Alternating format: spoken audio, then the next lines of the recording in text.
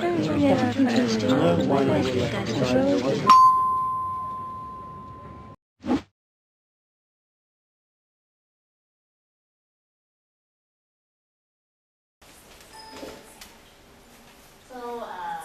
a short introduction about who OTs are. So basically we look at turning people into meaningful roles or activities.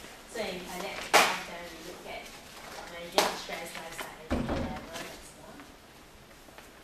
So what we're going to cover today is what is stress, how does stress affect my heart, and then does being a woman actually affect my stress, and how do I know that I'm stressed? And then we are going to have a relaxation practice as well. So what is stress? Anyone has any idea? Something that makes you get angry, you cannot control yourself, or what? I don't think so. So you anger and stress are associated. So like this person over here. You're not hard to go bit fast. Make your worrying something. And sometimes it will get inside your mind and gets worse and you need sleep. Okay, so anger as well, there's worry. And sleep gets affected. But the anger depends on people, I suppose, because I know people with stress are very quiet. I call them lunars. Chinese word. Lunars, they keep inside themselves. That's okay, but right. So, like you say, different people have different sort of symptoms. Huh? Yeah. That's very close to what we are going to talk about later as well. What about you? Do you have any thoughts about stress? I think the feeling is when you are too much things in the mind. Yeah, then you are occupied and then you cannot know which one to prioritize. Then you get like there's a lot of things going on at the same time, and you feel that you cannot focus very well as well. Nancy? Now we're talking about mental stress. It's just something that bothers you until it's not normal anymore, that it affects your daily routine. Okay. So it gets to a level that's so high that it starts to affect stress as the physical stress and mental stress. The kind of mental stress, I think when it comes to that level, it's pretty dangerous. So it can go to a level that it can be more risk to our health as well. All of you gave very good answer. Yeah, which I'm going to cover some part later on. So actually, I mean, a lot of times in Singapore it's very stress. Do go work also stress, then at home also stress. Working life nowadays is very stressful. So, but it's not something that's just in the mind as well. There's actually there is actually both physical and psychological changes that occur when we have a perceived challenge or threat. So it starts off in the mind because you have to perceive first that you have maybe too much going on or there's a lot of challenge and threat. But what happens after there is both the psychological and the physical changes that happen. Which is why there's some people say it can affect our health as well. So why does it affect our body? Is because when it starts off in our brain, it actually triggers off a stress response, and those hormones can then affect different parts of our body organs. Which is sometimes you all say some people feel the maybe heart beating very fast, like you said just now. Some people feel some of the symptoms like sleep gets affected. And to specific to heart health, right? Some of the common things that are caused by increased stress hormones is there's increased heart rate. So it's fine if it's a short period of time. For example, we need to run away from a mad dog. We need the increased heart rate to run away. But if it's for a prolonged period of time, then that starts to have a drain on our heart. Imagine your heart keep beating very fast all the time. So it can result in abnormal heart rhythm. So with increased stress hormone, there's increased blood pressure as well, and then we know that's associated with hypertension or high blood pressure quite often. There's also increased ability for the blood to clot, and there's increased release of fatty acid into the bloodstream for energy. So we know that all these then leads to a higher chance of having clots which then sometimes can cause like heart attack or heart conditions.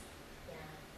So all these didn't happen not for a reason, because in the past when the stress response, it could be when there's an animal running after us as a caveman or cavewoman. Then we need these responses to either fight or flight with the animal. But now in modern society, our stress situation isn't happening this way anymore. Yeah. And then when the animal comes and goes, it's a very short episode. But when it's there for a very long period of time, then it starts to have an effect on our health. Yeah. And immune system slow down as well. That happens because actually when there's release of a lot of stress hormones, those hormones actually need to take out a lot of our nutrients that we have in our body. So that affects our body system as well. Yeah. And to the extreme of this is there's even such a thing called the broken heart syndrome, where the stress can actually cause the heart to mimic a heart attack. Yeah. So it's actually brought on by a stressful situation. Maybe, for example, the loved one suddenly got into a car accident and was very seriously injured. Yeah. So that brought on these kind of symptoms as well. So the stress hormone actually stun the heart, and it can cause it to temporarily enlarge and it doesn't pump well anymore. Yeah. So there is a direct association between all this stress and heart health as well, which is why we say it's important to be able to monitor it well. This is prolonged, not sudden. This is a sudden.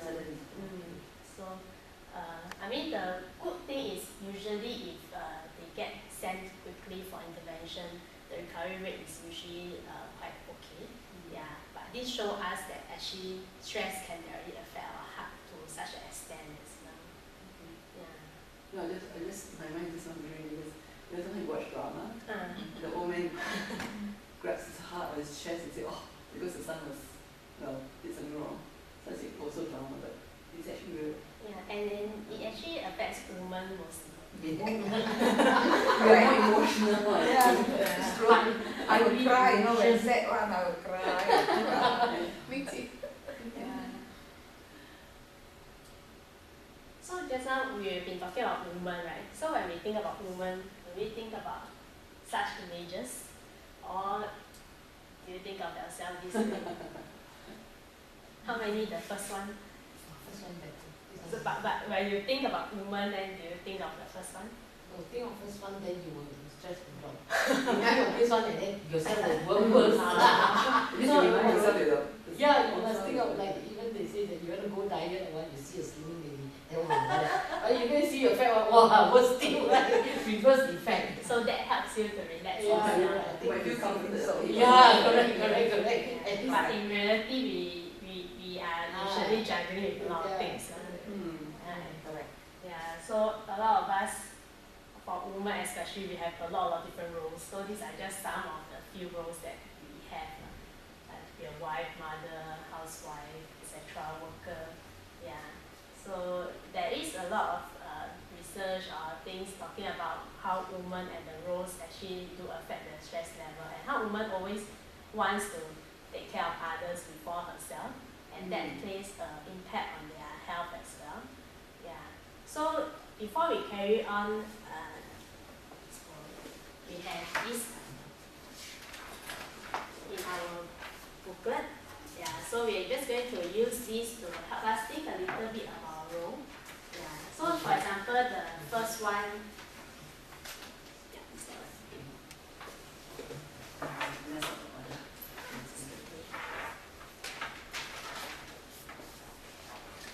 So for example, the first one is the worker role. Yeah, so if you go towards your left, that's tick when you had this role. So it can be I used to do this, I'm doing this now, I like to do this in the future. Then next is how important it is to you, not important, quite important, very important. Then if this role is something that you are doing now, then you can go on to rate the level of stress when performing, for example, the worker role. So 1 is not stressful, 10 is very stressful. Yeah, and then next is the level of satisfaction in performing this role. So same thing, 1 is not satisfied, 10 is very satisfied. Okay, so spend some time to do this first. Sorry, when you talk about worker, you're talking about salaried worker, right? Yeah. Okay, so if you're retired, it doesn't apply. Housewife not doing anything, nothing to do. Outside then there's a role. That's like a worker in Singapore. Yeah, that's why they manage the house. Outside we can put under looking after my home. How important, if I say used to, it means when I was doing it, how important?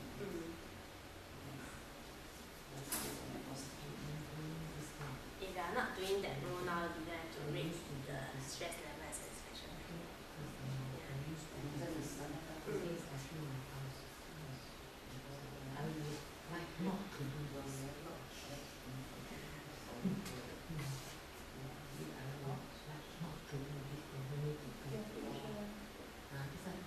Housework sometimes enjoy From from straight away, you don't make. Exercise, you Yeah. wish you don't have to do anything. Yeah, so this could be an average score.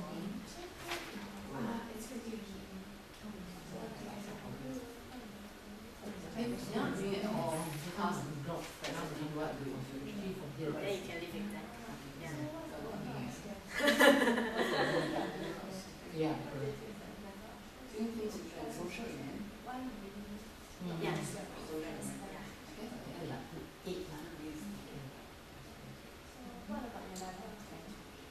Some women can be quite family focused. Ten. Yeah. Oh, I see. Or Satisfy yourself. Yeah. Lost touch with friends. It's not only. Correct. Okay. Volunteer. looking after my own satisfaction, not 100%. We're never satisfied, right? That's why, how to rate this? So Not when 100%. when you look after, Oh, do you feel a sense of satisfaction from Yeah, it? you do, but not up to 100%. Yeah, so you can give the lesser rating then. Treat house as Maybe about half, 6. Halloween not because house morning. Here, looking after my investment. No, because when previously I used to do, now I actually because you. I was just thinking that. The home is a work. I'd like to have a, yeah. I guess I do, but After my house.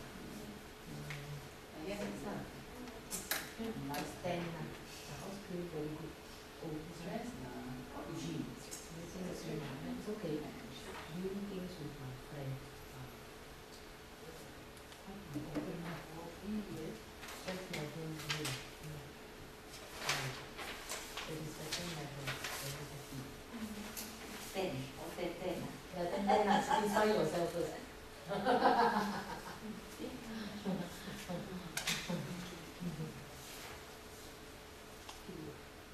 Doing things with my family. Doing this kind. Student, yeah, this is Doing things with my knowledge. church and So how? Then you can take These are not studies, they're just like, doing things with my Bible group. like subs in the yeah, that one is more of the project. But You do this.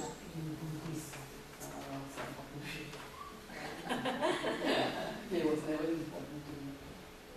Stress level very high. So it's actually it is an activity.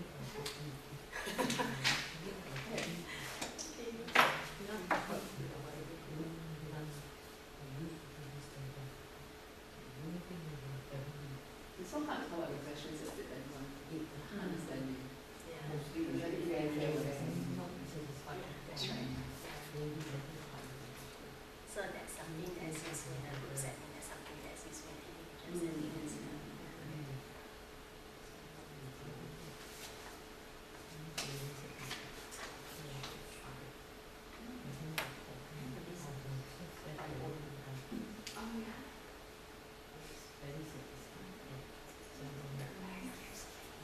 I think that this is So that's up to it.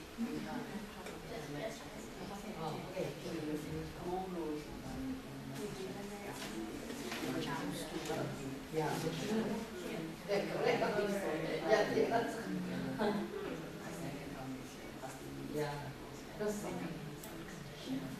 plan so many things, you're going out with your family, you go dinner, you want to stress out with that, then in the end, what they yeah, that's why I Depends on the other laws they take.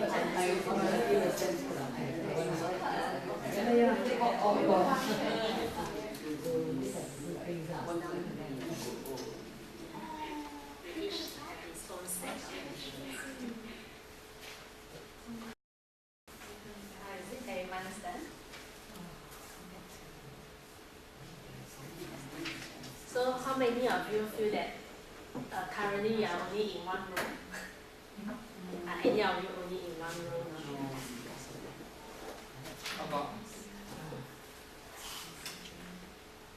Not including the mother and wife. You only I do one or after 10. You have to put one. yeah lah, looking after someone. Looking after someone. So is there a particular role that is more stressful to you know? I think only is family. And Mother is wife. judging the expectations of other people. Expectation of the family, needs of the family, being a mediator between the children and the father and the children, early on. Yeah, I mean, it's not that it's just, I think it happens every family. I think some don't take it as stress, I think it's always the norm. Like my friend said, my children don't quarrel one day, I'll check whether you got a fever or not. So used to be here then. Do you also rated stress family as the most stressful role that No, because my children are all married and they're not staying with me. So only my husband and myself only. So not much. So that's why we always travel a lot. Go out with friends to eat or have some common hobby to do. Maybe once a week they come back for dinner, maybe a little bit stressful to think of what to cook. so when everyone gathers in a happy occasion, but it's stressful as When well. they enjoy the food and eat. So that's all. Other than that. I mean, family is one and then the other is working because I'm working. So that's the only thing. Yes. One thing. Unless the children are young, then More busy because more stressful level higher. career Yeah, like just now like that. How about yes? Main part of my stress comes from my kids' education. So So three when kids, two in university, one Sec 4, but the eldest is facing some indecisive whether what he wants to study. So he's in between. He had 1 year in NUS, but he didn't like it, so he get out of it, and then now he's waiting for admission to other courses. And whenever there's any exams or tests, something that is stressing the kid, I can know and see from the face. I get stressed myself. And I'm always trying to think of ways to help them. But it's very little that we can help nowadays in the education. They have to handle it. What we can tell them is to manage your time properly. Just do your best. Forget about the rest, and try to tell them it's okay. Education, or whether you ace it or not, is not the main part of life. The main part of life is to enjoy life and to just live, happily. There's no need to achieve a lot of things and then you ace in education and then climb up the corporate ladder and then yet you're like a rat in a race. Not enjoying life at all. Life is not all about studies. It's not all about certain things that give you so much stress. recently there was a study when they asked young kids like what is most important in life, then many even parents they ask then what do you think is most important to see in your children, then they say health and happiness. Yeah, so then they ask but what is our education system teaching in school? Yeah, so they say that there's a Over conflict the there. years, opinions have changed. Last time time parents stress a lot on education, but now they experience themselves. After all this, so what's next?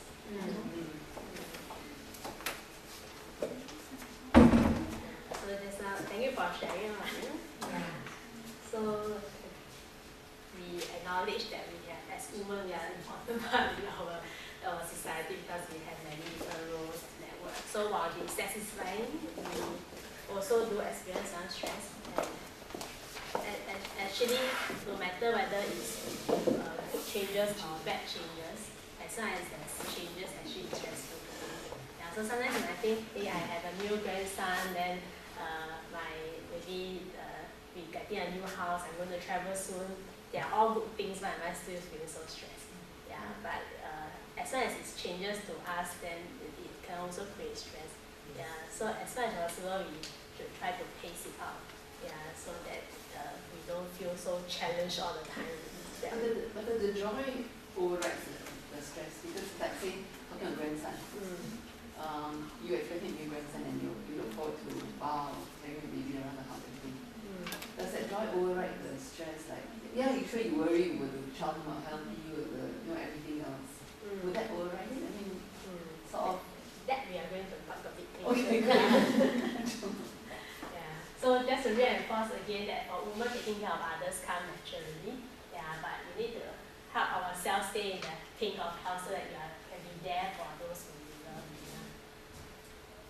So it's important to know what are the symptoms of stress, because a lot of times we talk about stress, but we might not know how it actually is displayed in our own. Yeah. So just now you mentioned that all of us have different sort of symptoms. So as we go through, maybe you can also start thinking, hey, do I have these stress symptoms? So firstly is the pain of having too much stress, the physical symptoms. So it can manifest itself as having migraine or tension headache. Yeah. So a lot of times when we feel more stressed, then we might tense up our muscle. So that's when all the neck and shoulder aches might happen. Yeah.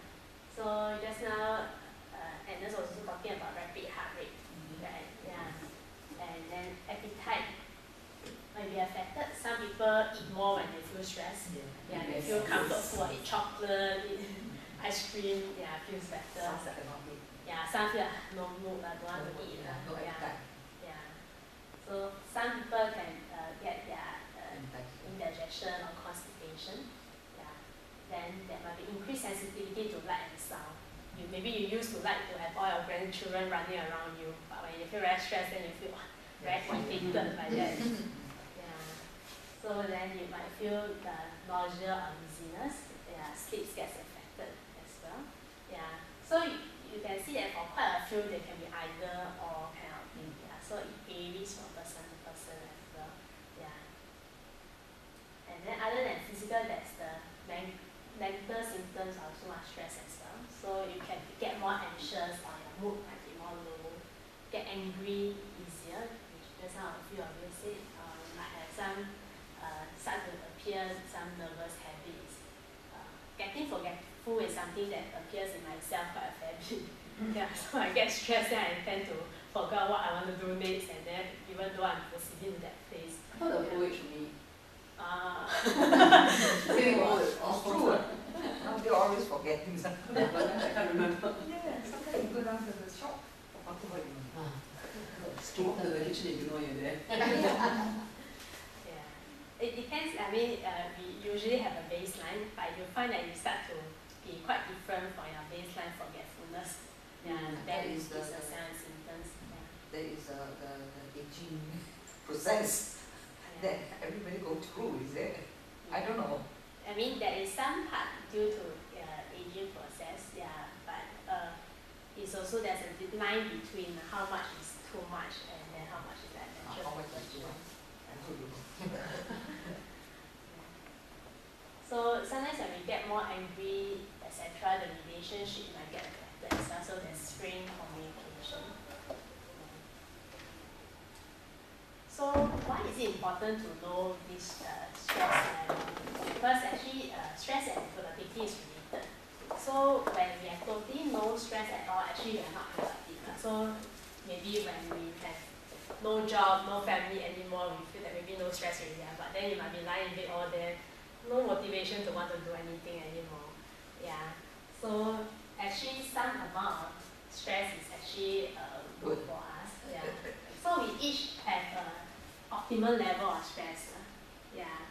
So but I cannot say at about 45 points is the best for you because it differs from different person to person. Yeah. So how knowing the symptoms will help is that when you start to, maybe my beginning symptom is I will start to have headache. Means I will start to be more forgetful. Yeah, then I will be able to monitor myself. This means that maybe something to get a bit out of the optimal level already. I might need to do something to actually help me to relieve my stress a little bit. Yeah.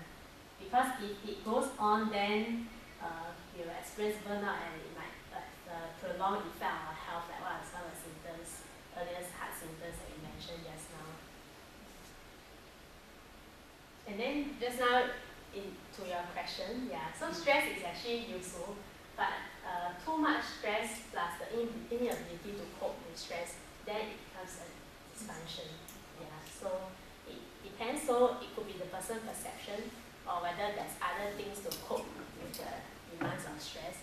Yeah, so that actually affect how much they synthesize, and whether it's a motivation or a dysfunction. So now we are going to explore a little bit about how do you manage your stress. So in this thing, chop the husband. I didn't hear that. Yeah, this form. So these are some of the common things, but if you have others, you can write it down below as well. I think our stress is going on now. Yeah. I thought I was talking for a while. Studying stress.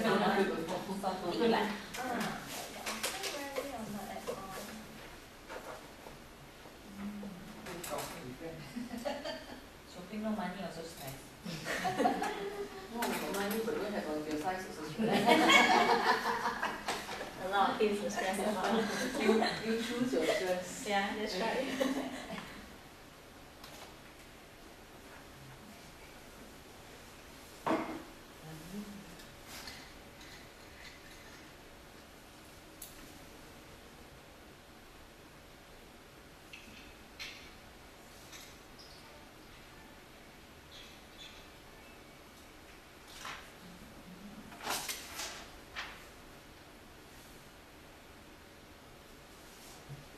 Just the first 2 pages where you tick, you can read it, then to fill out the questions below.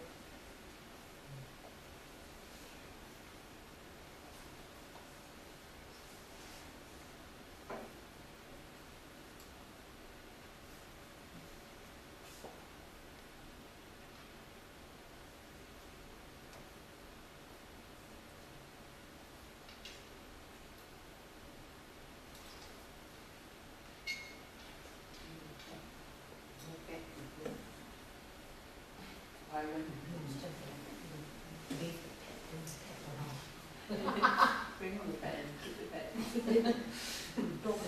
Drinking volunteers. I'm generally a lot of violent tendencies.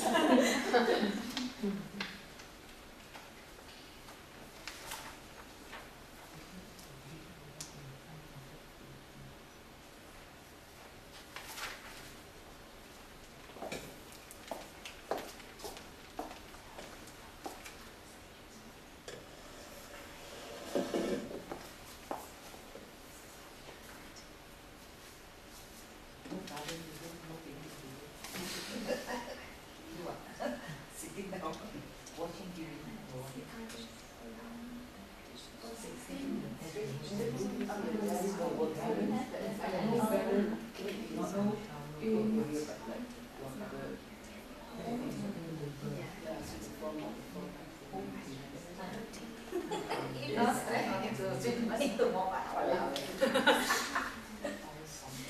How did you get a sense of satisfaction from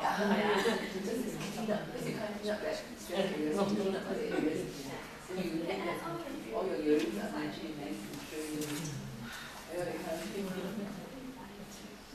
Take a bunch of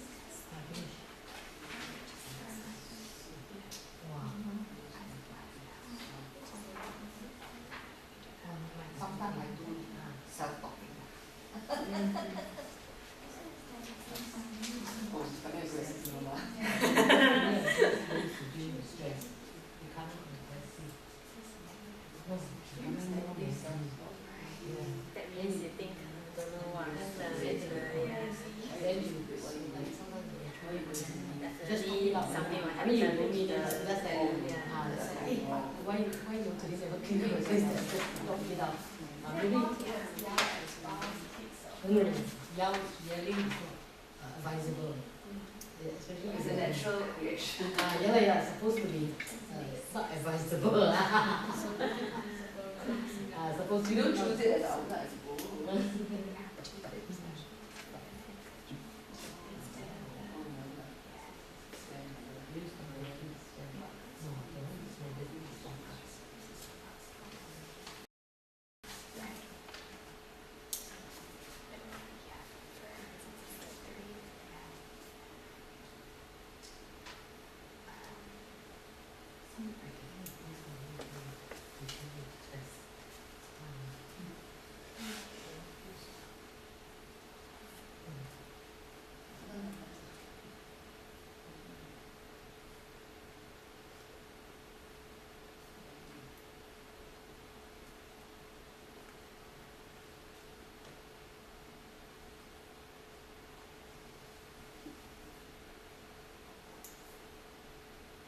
Why do you have so many negatives in this? Yeah. Because this is the negative piece. This is a From negative page. normally from parent, from a family point of view, this word should not be applicable because you give you the positive, the negative impact of the life. That's why you take more of the negative side rather than the positive side. But this is a general list that people sometimes use to manage their stress. So it doesn't apply to you guys. No, I think for me that I feel the face is not what I want. I mean, you can drive fast. Drive fast. Background also die, both also die. I'm sorry, number 17 is not drink fast in 17 your car. is wrong, a typo. It's drive fast. You know, that's so stressful. Drink fast in your car. Drink fast. Drive fast. No, she was supposed to use drive fast. Oh, okay. Supposed to word Oh, drive supposed fast. to be drive fast. Dangerous driving. Yeah. Yeah. I know there's another. The T, yeah. In general, not how many things. I think everything has stress too. Oh, but this is quite funny actually. It's just a good, but I can't drink. So we can relieve our stress a little bit. I'm sorry to laugh. Imagine it's so funny. Imagine my dad being bad. In the chair was really fast. You can try this time. What the drown my car.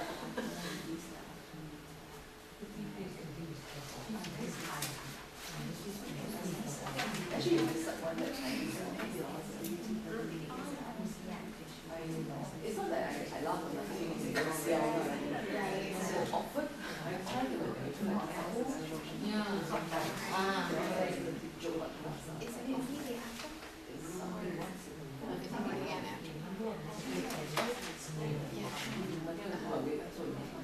Right. I'm not really it's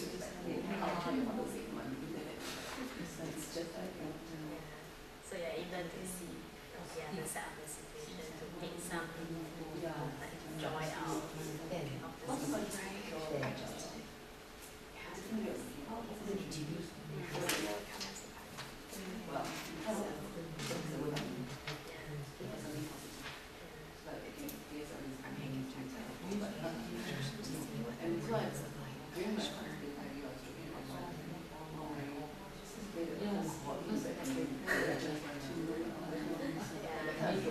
Because it doesn't help you keep worrying about it.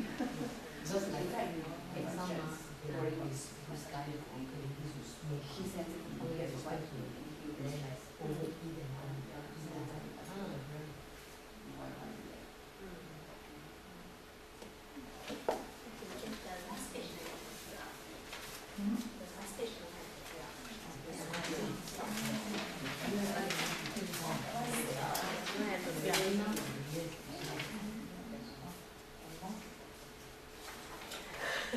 So I think all of you have finished ticking the different checklists. So it's a very long list, so I won't ask you all to share, but basically it's a list for you all to just rethink about how we have been managing sometimes with stress and see whether maybe we have some coping strategy that's positive, but are we doing it often enough sometimes? Yeah. If we say travel is something I use to manage stress, but maybe I travel maybe once every 2 years, then maybe that is not sufficient enough. Yeah. Or if there's only just 1 or 2 strategies, then maybe we explore other types to complement as well. Like they say, don't put all your eggs in one basket. Yeah. So it's good to have many different ones in case one feels there's another as well. So today we are going to just introduce relaxation. Yeah.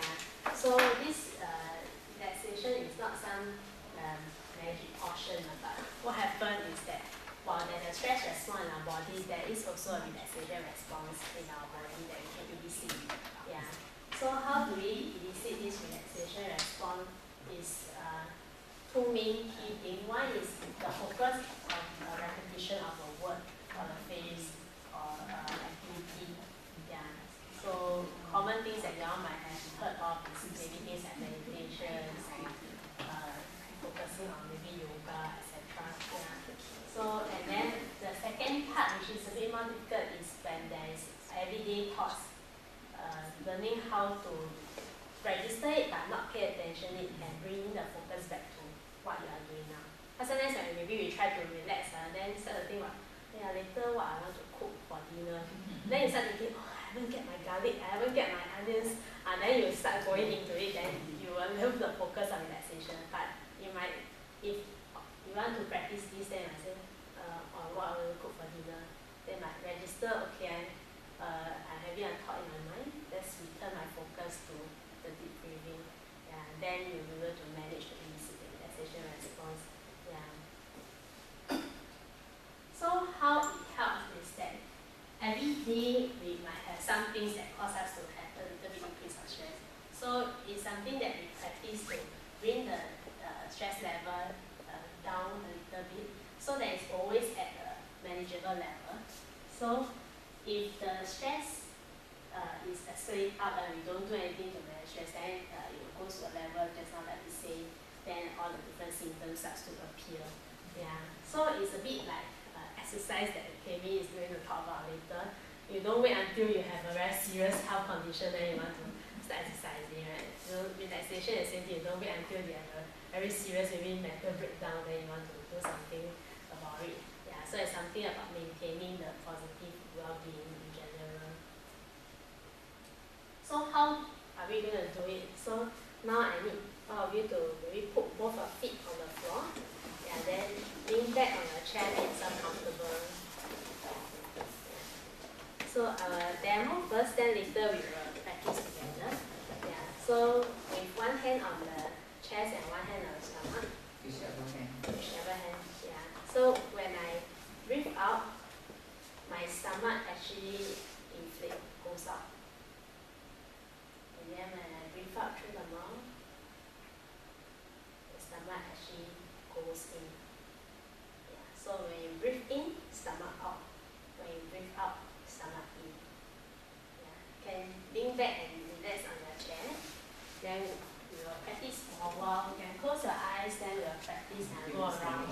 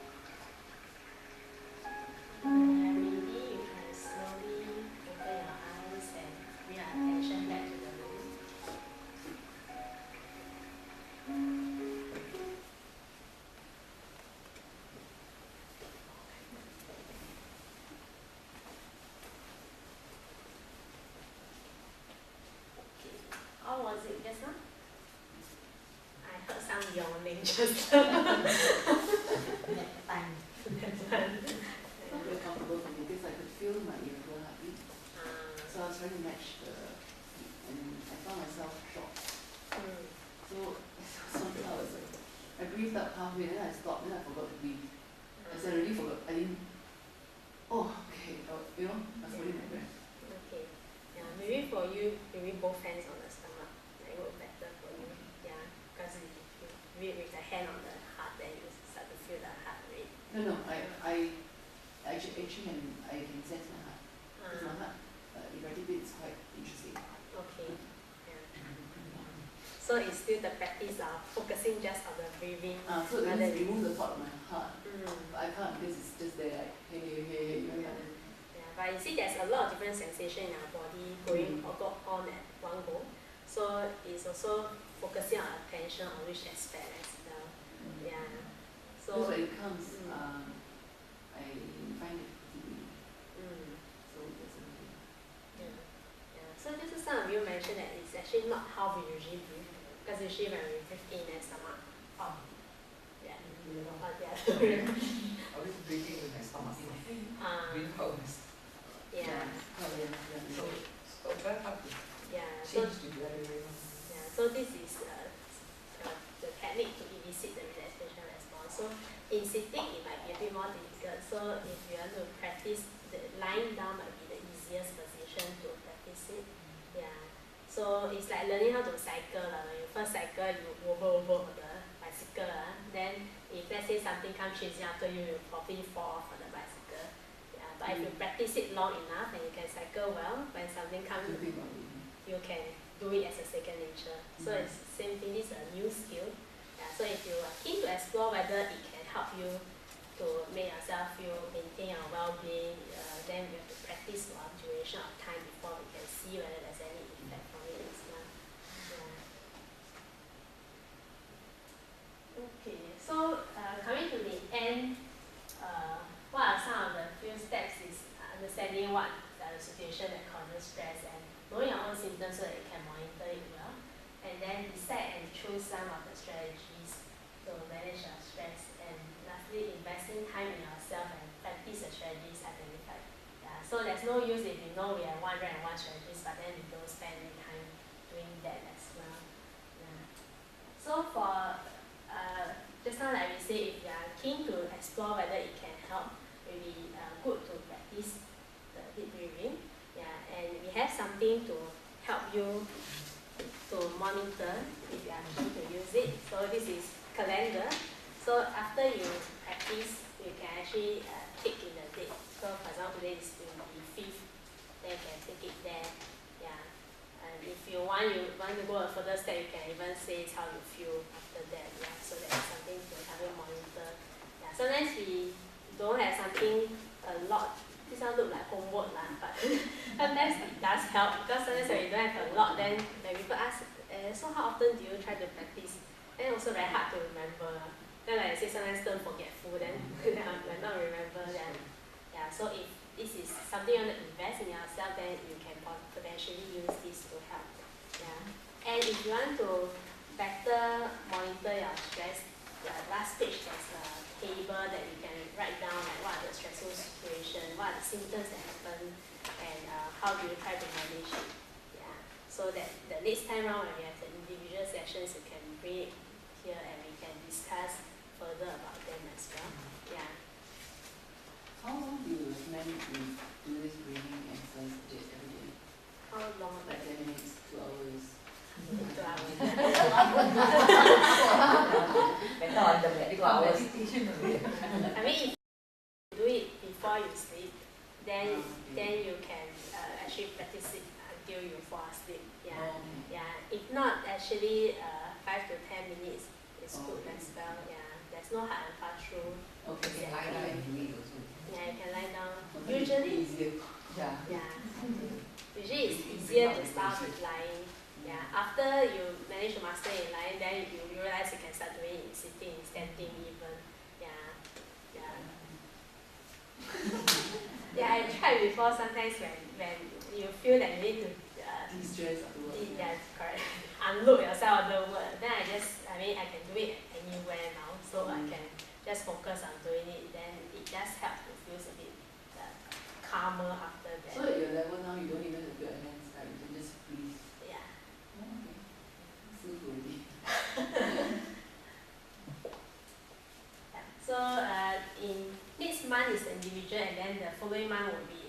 another group session again. So in the next group session, we'll be talking about more about coping strategies and other relaxation techniques. Yeah, that's all. Any burning questions? Okay. I do have a question. Mm. Are you does a person what is this be stressed by certain things and not, so that you ding dong between being stressed and not stressed through the day? So like example, if I see A or a person do a certain thing, I get very upset.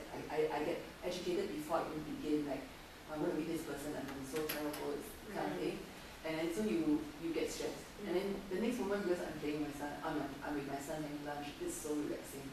Is it? I mean, it's possible. It's possible? Yeah, so just now the stress situation, like you said, is because of the cognitive thoughts that we have in our mind. That past experience kind of thing. Yeah. So then, by the part we're playing with our grandson, it could be the time. For example, could be the coping strategy or the time out time that you have, where you actually enjoy and be in the flow of enjoying that moment. That helps then your stress level to come down a little bit. The reason why I asked is because at the beginning I perceive that stress is continuous. If once you let yourself into a stressful situation like kids' exams, then it's continuous, like it's non-stop, like every day you wake up, you go, oh, you got science, you got maths, tuition, and then you worry all the time through. But I find that sometimes for myself it's like certain things really set off. I'm going to be ABC. This guy is so irritating. Kind of thing. Then, oh wait, I'm having tea, so that's nice. That kind of thing. So I was wondering whether it's come as it comes or it's a throughout thing. Yeah, so it's like what we say in this The graph balancing here. thing. Yeah.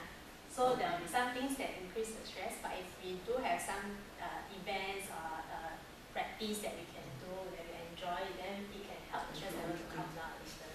So we can maintain it at a healthy level. Yeah. So what happens if we have something that triggers us off very stressed, but we don't do anything about it? Then let's say somewhere here another incident happened, then that could trigger us off even. So like if I see this person today and he stresses me up to level 2, then I don't see him for 2 months, and then when I see him again, the next time I see him again, I get stressed again. Yeah. So it can actually build on in the interim gap. So the ways will not lie. If you can. But sometimes you can't control. Yeah, it's true, it's true.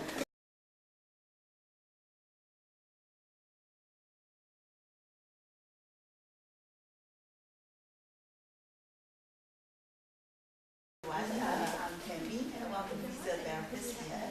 So we come to the second part of this afternoon's talk.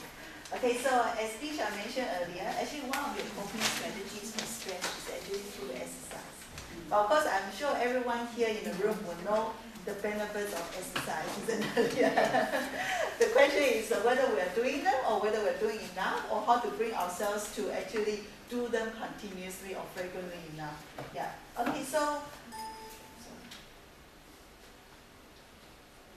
today's content will go through firstly just very briefly about the benefits of exercise, and later I'll talk about the exercise guidelines, and followed by the safety of exercise, and last but not least, how to monitor yourself when you are exercising by yourself. Okay. So benefits of exercise. Can anyone tell me just briefly on top of their head, what are the benefits of exercise you can think of? Slim down. Okay, weight management. Okay, anything else? Good for your body and then your heart. Yeah. Also, you see. Good for the body and the heart. So you were saying? Lower cholesterol. Lower cholesterol, yes. And anything else? Because I eat one exercise.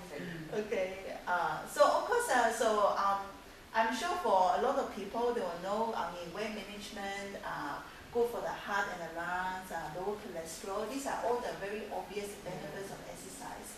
Okay, but of course there are many more other benefits of exercise. Okay, so let's look through them now in a bit more detail. So actually, if you do exercise, also depending on what type of exercise that you do, because actually there are various types of exercise. If you do strength training, of course that will help to build out your muscle strength. And actually, you are never too old to actually build out your muscle strength. Actually, I have patients that they come to me and say, oh, are you sure that my muscles can still work?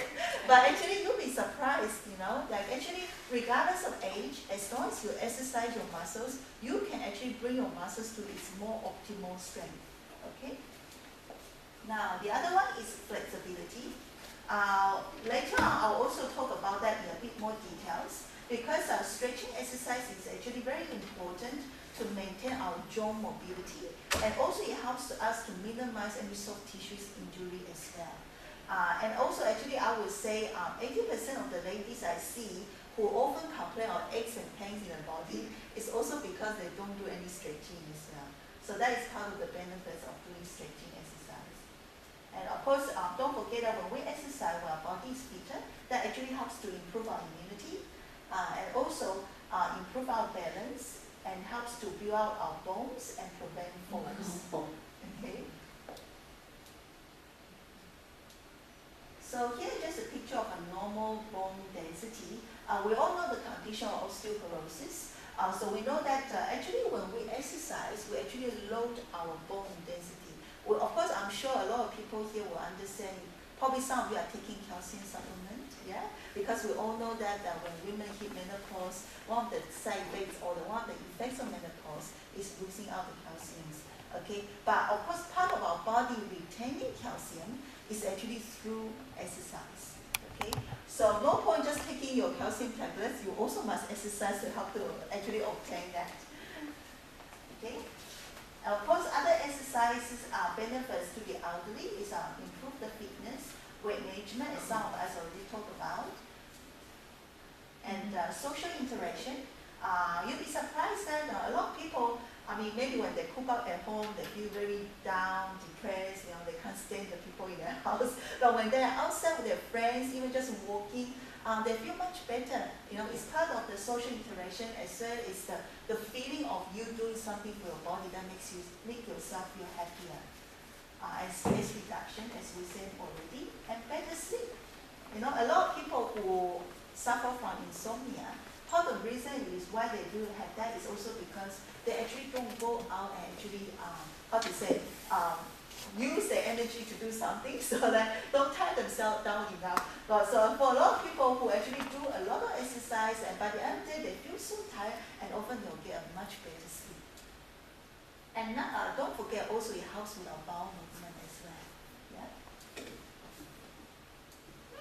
So the things that we also know about the benefit of exercise is help us to monitor lower our blood pressure or control our blood pressure, and also maintain our good cholesterol in the body. And actually also if you're diabetic, it helps to control your sugar level as well. So one of the management for diabetic people is also to do regular exercises. And also when your body is fitter, you'll feel that less fatigue, you have more energy to do your daily tasks. And also it helps to prevent heart disease. And of course when we say prevent strokes, it's also part of it coming together with blood pressure control as well. So there are so many benefits. So we know that there's the exercise helps to improve our cardiovascular fitness, and also helps to improve our psychological well-being, and overall then it helps to improve the quality of life. Okay, so after we're talking about all these good things about exercise, how many people here actually do regular exercises? I have one hand. Some people smiling. Don't know yes or no. Looking, we are not. I try to walk. Okay, walking, yes, yes. Like sometimes once a week, because from bus stop to house and things like that. Right, yes. Then Also, how far? 1 kilometer. Oh, okay. To and fro, Yes, yes, yes. To and fro. Yes, yes. Then like exercise before, after Stretching, stretching. yes, yes. Okay. But of course, later I'll talk about in actually more details. Actually, also, whether you exercise enough also depends on what you want to achieve as well. If people say, I want to achieve weight loss, then of course you'll be looking at doing more cardiovascular workout. If you say, I just want to improve my flexibility, then of course stretching is probably enough. Okay, and some other people say, I want to feel stronger, build up my muscle strength, then actually you need to do strength training. So it's slightly different again. So I'll actually talk all about that in the later details as well, later part of the talk. So how to select appropriate exercise? That is the question. Okay, so what you want to do. But I'm sure most of us here will want to firstly want to improve our heart and lungs. That would be the most important thing, isn't it? So let's look at the exercise guidelines then. Okay, before we actually look at the exercise guidelines, then we must understand what we are doing, okay, and the principles of exercise. Okay, so basically there are 4 things that need to think about exercising. The frequency, that is how many times per week. So I heard one of your, so you mentioned about once or twice per week, right? Okay, so that would be, okay, that probably would be not quite enough to get the cardiovascular workout, but later on I'll explain to you what you can do to actually increase the frequency. So that would be frequency, and secondly is the intensity. So how hard is the exercise? Okay, so a lot of people, they feel that it's very difficult to tell, is this exercise too difficult for me or not? Because they feel, well, running is okay, every day I run, so it feels quite easy to me. So of course, various intensity to certain different people is actually, it differs, whether it's too intensive or not, it really depends on each individual. So whether you feel this exercise is too difficult for yourself or not, you really need to look at your body response as well. And later on, I'll talk about that as well. And the duration as well, so time, how much time do you spend to exercise per week, and the type. So these are the 4 things that we need to consider when we are exercising.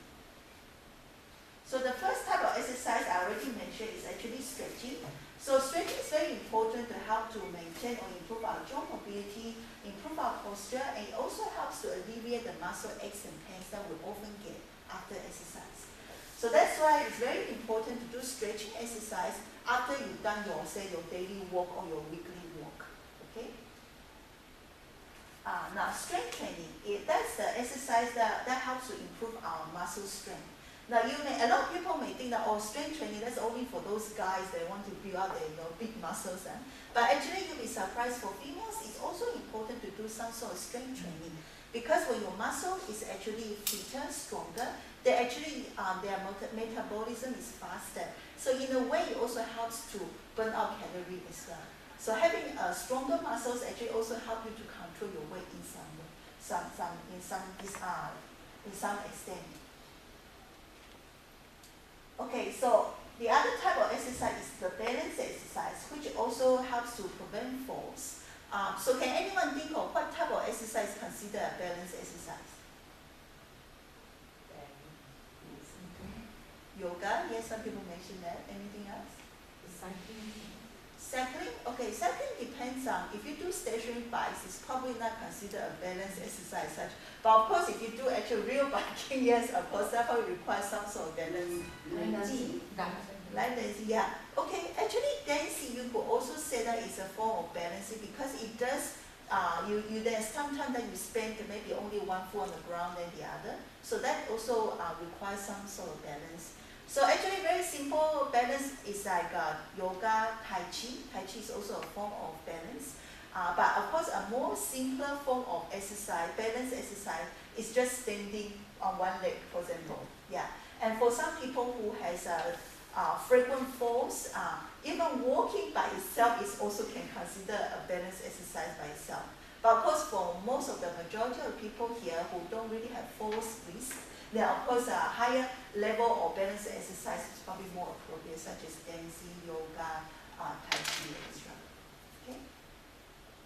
So as you can see, we have a picture of people sitting on a gym ball or even people standing on a foam. Okay, so there are various things that you can actually challenge your balance. Okay. So last but not the least, the cardiovascular workout. So this is the type that helps to improve our heart and lungs, and of course that is the one that most of us are more interested in. Yeah. So the type of cardiovascular workout, think of what types? Jogging, swimming, dancing, yes. Walking. Actually, any sort of continuous workout that helps to maintain your heart level at a slightly faster pace, and then you maintain over an extended period of time, is considered cardiovascular. So even cycling also can be considered cardiovascular. Yeah. Okay. Even weightlifting? Okay, not weightlifting, because you will not be doing, actually correct weightlifting you should not be doing for too long. Right. So if say you do weightlifting for over 20 minutes non-stop, okay, that probably then become a cardiovascular workout. Okay, sorry, not with circuit training. Oh, circuit training. Yeah. Okay, provided that you, so yeah, that can be considered as part of cardiovascular because even though you change stations, but of course, yeah, you kept going so that your heart rate is still maintained at a slightly faster level than your resting level. So that is considered cardiovascular, yes. So aerobic, all the high, low impact aerobic, that is all cardiovascular. Yeah. So, okay, so how to monitor the intensity then after we know about different type of exercises? So a very simple one that you can do for you to monitor yourself is the walk and talk test.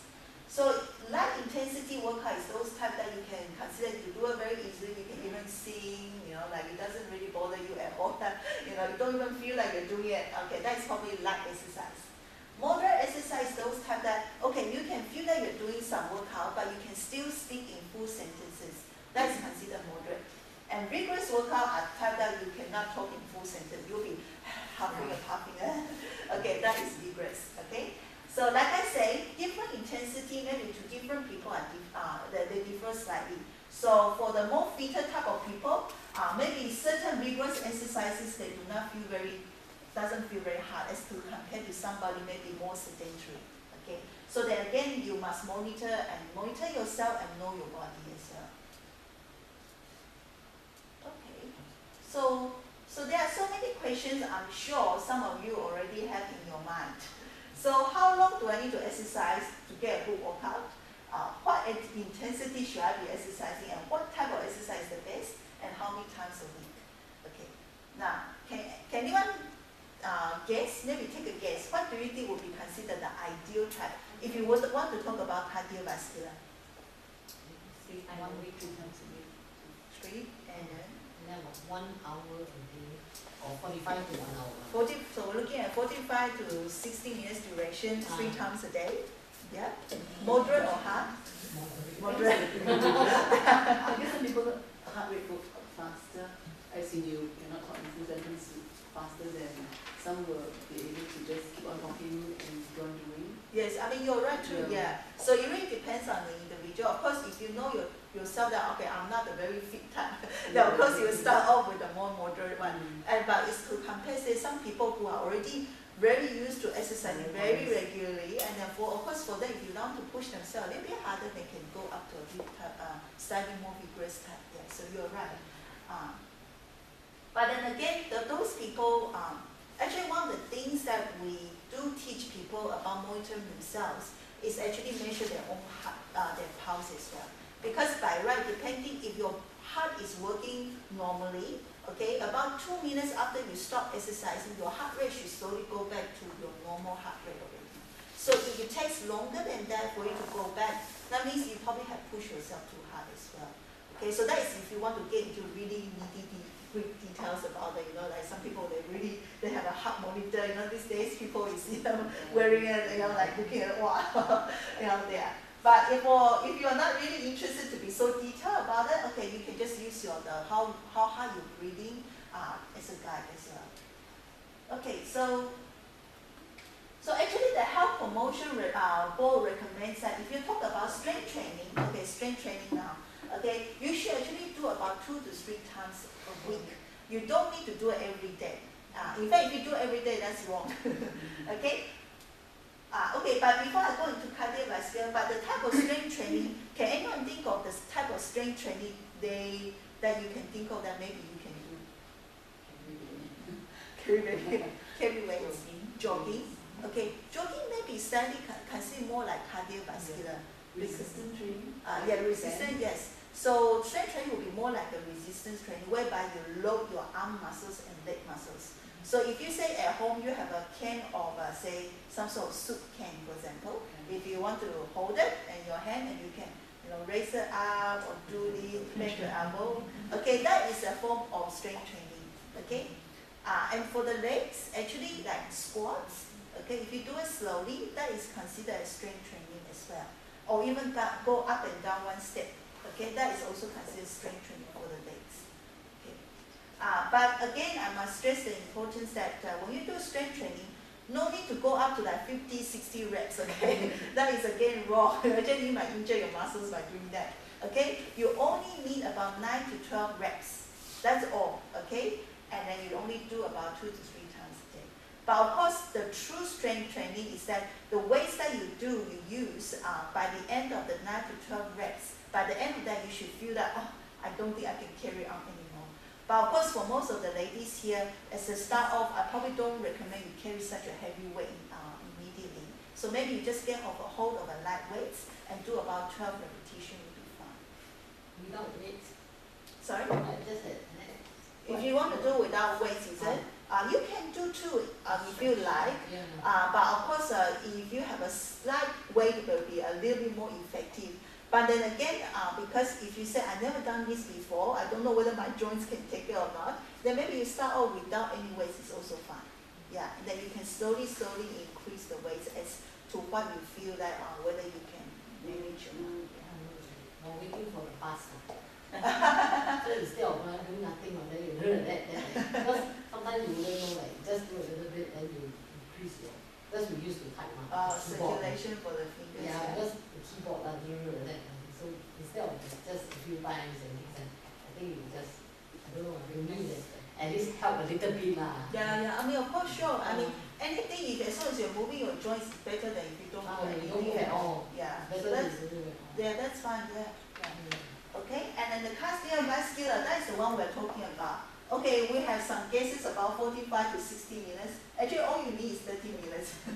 but you must do minimum 5 times per week. Okay. But of course, this is just a guide. Okay. If you want to be, to start off with, we actually say 30 minutes duration, but you can actually break it down into 10 minutes interval each time. Because I know for a lot of working people, they really don't have the time to actually squeeze in 30 minutes to do their workout. So if you can split it out to about 10 minutes, even morning, afternoon, and nighttime, they still be fine. So as long as it's continuously about 10 minutes or more, okay? And one day you accumulate up to 30 minutes, and then that is actually considered cardiovascular. Here we say minimum 5 times, but actually, if you can do it 7 days a week, will be even better. Of course, the more the merrier. This is the bare minimum. Okay. So if I do something like walk 1 bus stop further away every day, it's considered cardiovascular. But your one bus stop is how long? I mean, averagely, or climb the stairs, like every day I do it regularly, like intensity and everything is there. But then your duration must be 10 minutes without stopping. So it's a 5 bus stop. So if you want to use those examples, then it has to be continuously without stopping 10 minutes. Yeah, so I mean, for some people, maybe walk a bit further away to buy lunch then, so try to walk up the 10 minutes, so things like that, And of course, nowadays, a lot of ladies, they say, oh, by the time I come home, I don't want to exercise, because it's dark outside or weather is no good. But actually, even at home, if you are watching TV, and if you just hop on the spot, without stopping again for 10 minutes non-stop, that is also considered a workout on its own. So that one can be easily done, Because I know for a lot of ladies, they often say, I'm scared to go out at night, or I need to, I'm too tired to go out, So these are the things that you can do then at home. But last but not the least, you must do stretching though. So it's important that you need to stretch out your body. That is in the warm up and the cool down phase before your actual workout. So of course, the health promotion board also says what we just listed there is just a general guide. Okay, it may not be suitable for everyone. So again, you must know your body condition. So what we talk about today is just a general information. So later on in the next month, we'll have an individual session, so we can actually look into case by case. Okay, what sort of exercise is actually most suitable for you. Now let's look at how to progress your own exercise. Okay, remember we talked about the frequency, the intensity, and the duration. It's a common mistake that people often try to increase what they're doing in a short period of time too quickly. Okay, it's actually more important that you increase by the frequency first. So if you're looking at, say, walking to the bus stop for 10 minutes, 3 times a week that you're doing, then if you want to make it more, then you can consider doing it 5 times a week then, or 7 times a daily. So only until you've done 7 times a week already, then you increase the duration. That means instead of 10 minutes walk, then increase to 15 minutes walk, and so on. Now, of course, eventually, after you reach about 60 minutes of workout every time, okay, unless you enjoy it so much that you want to continue to make it more, okay, I'm sure most people by 60 minutes they feel bored already, so they cannot go on anymore, okay, then you will start to consider maybe changing the intensity. So you never increase these 3 aspects in one time, in one period of time, yeah. So it's always followed by frequency, the duration, and the intensity. Okay. So any questions about what we just talked about? No, huh? Okay, so let's just look at what is a normal response to exercise very quickly. So of course, we know that when we exercise, our breathing rate will increase, our heart rate will increase, our blood pressure actually also increase. Okay, so actually if you measure yourself, as I was saying, your heart rate actually should, within 2 minutes after you stop exercise, should return back to normal. That's a normal response. Okay, if it takes longer than that, actually that indicates your heart is probably not working very well, or what you are doing is probably too vigorous. Okay, now other body reaction to exercise, of course, feeling of the body heat and blood circulation. And of course, muscle aches is also very common. Okay, I often get the ladies tell me, I exercise one time, I'm so sore for the next 1 week. So I mean, yes, I understand that. Okay, muscle aches is very common, but actually one way to alleviate that is to do stretching after you've done exercise. Okay, now let's talk about the safety tips when you are exercising. Okay, it's of course very important to wear the appropriate shoes, appropriate clothing, and of course if you have to take any medication, you must make sure you take your medications before you exercise and drink plenty of water. Okay, this one we can. Okay, avoid doing the contact sports. Okay, I know some people like to do a more competitive type of exercises. Actually, to start off with, we don't recommend that. Okay, yeah. And of course, when we exercise, it's important that we don't start off immediately doing vigorous type, in order to reduce the risk of falls and fractures. Now, last but not the least, of course, we must know how to monitor ourselves and also watch out for any signs and symptoms to stop. Okay, so if you notice that you're feeling unwell when you are exercising, or you feel your body is very, very achy, and you feel very short of breath, or even feeling very nauseous, you should stop exercise and seek medical attention. Okay?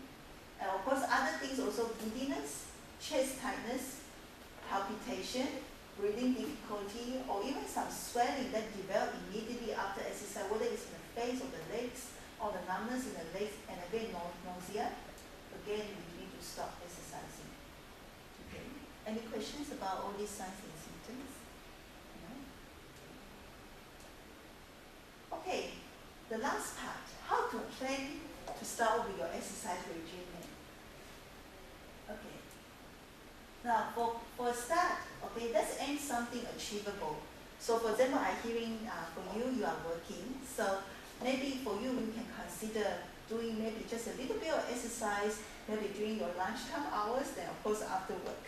So that's probably something to start off with, yeah. Because we must also be realistic as well, yeah. So they're very good. You're doing that very good, okay. And then of course, plan some time to do exercise. But I know for a lot of mothers here, they say I really don't have the time to exercise. But actually, you'll be surprised that for example. I think lunchtime, walking down to buy lunch, maybe you can choose a location a bit further away, is always a good start, because I'm sure no one will forget to eat their meals. So yeah, you just use that as an opportunity to maybe do squeezing a bit of exercise. Then that will also be a good time to start to do it. Okay? And then exercise with friends and family. Of course, it's very good to have, if you have some sort of support, someone who can do the exercise together with you, it actually has been proven that that shows better adherence to the exercise regime. But like I said, if you don't have a friends, never mind. At home watching TV also can do, okay? Now, so make it part of your daily routines is probably as a good tip. And then, but if you are already exercising, but you are not exercising very regularly, then you try to make a consistent effort to exercise more regularly. So I hearing maybe you do once to twice a week. So probably that is not considered frequently enough. So maybe you want to do maybe try to squeeze some other time to do that. So make it more consistent. But if you're already exercising very regularly and you say I'm very good now, then of course just in case you feel bored, then of course you can try a variation to exercise. So instead of running, jogging, you may consider maybe line dancing. I mean, dancing is a good sport and good exercise to do, and it's quite enjoyable. So that could be also an option. Okay, so this is just what we suggest. If you want to or you wish to start off some sort of exercise regime, it's important that you consult your doctor first. All of you will have seen our cardiologist. So then followed by a physiotherapy assessment, then we can set goals together and then we can start your exercise. Now, of course, like I said, to start off with an exercise regime, it's always best to start off slow with light intensity first, okay? And in order to maintain an exercise regime, it's good to try a variation. So if you feel like, oh, walking on a trainer is very boring, then of course you can try shopping instead, okay? Yeah, so things like that. And set goals and have some sort of family support. If you can, if maybe your daughter or the children can exercise together with you, then that would be good. And also keep an exercise logbook. Okay, here actually I have an exercise sheet for you to keep a record about how much exercise you are doing. So actually I might just hand it out. So, I mean, I know all of you haven't actually had the individual sessions with me yet, but I thought it's good probably for you to keep track of how much you're doing already. And you can actually write down what you've done for the day. And also, if you say one day I didn't do what I wish to do, maybe you can also write down the reason why you're not doing what you're supposed to do. Oh, sorry. Didn't see. Sorry.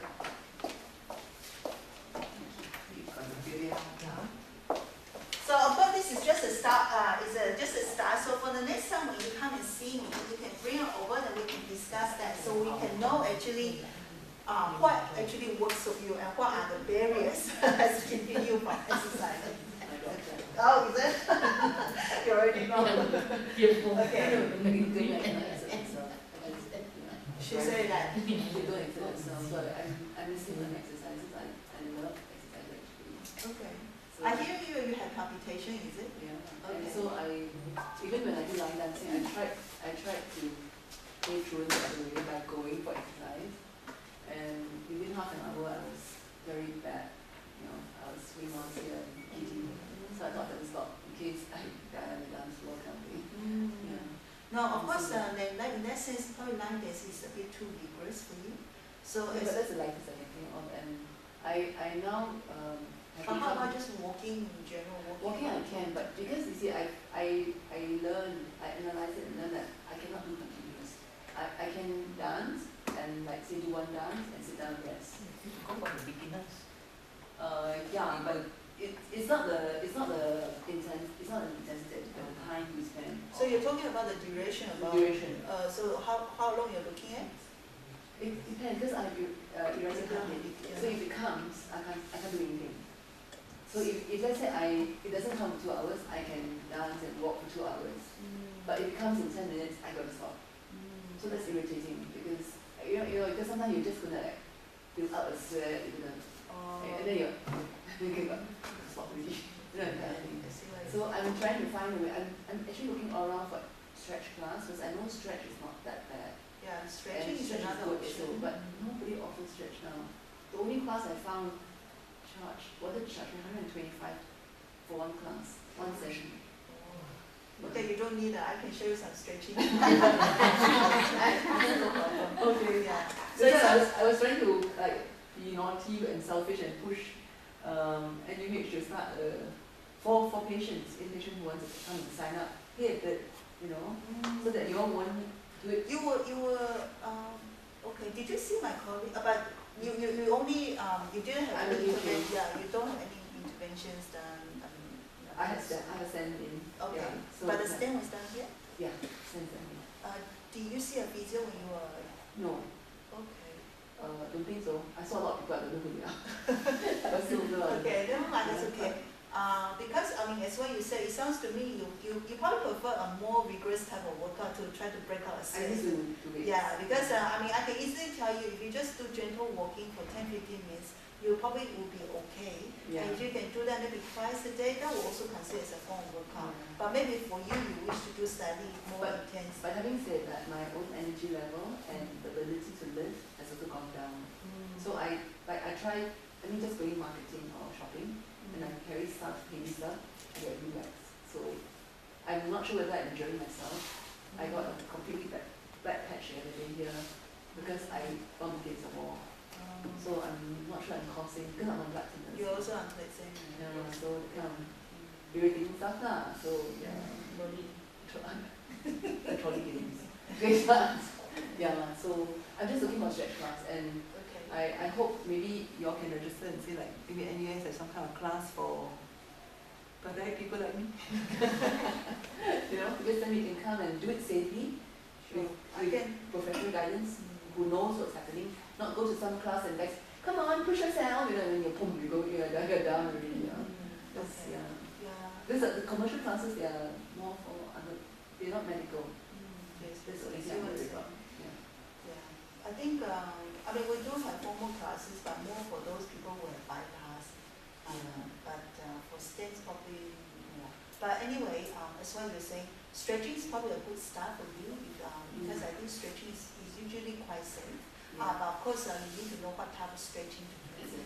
So anyway, I will be teaching you that. Thank you. Okay, so a suitable exercise has many benefits. So it's important that we need to consider the principles as the guide. Okay, the frequency, the intensity, the duration. Okay, and then before we change into a more rigorous type of workout, it's probably best to check with physios or doctors first, okay? Because just in case you push yourself too hard, okay? But like I said, to start with, to do gentle workouts is usually quite safe. Okay, so it's important to remember it's never too late to exercise, okay? So I'm sure all of you want to start off and be fitter, so that's why you're here today to listen to the talk. So, does anyone have any other questions for me? Would you consider doing household chores and exercise? Yeah, I often get asked about that. Yeah, because actually it is. Like I said, I mean, any activities that you do is a workout by itself. But the thing is, again, if you want to make it as a form of exercise, then you need to do it continuously without stopping for the minimum duration of 10 minutes at a time. So if you say I mop, then I must keep on mop without stopping for 10 minutes, then that is a workout then. Yeah. So it's about whether you keep it to that duration of 10 minutes. Any other questions? No? Okay, that's good. So I hope to see you all in my individual sessions for the one-to-one consult. Now I will hand it over to our dietitian, who will then now go on to our last talk for the day.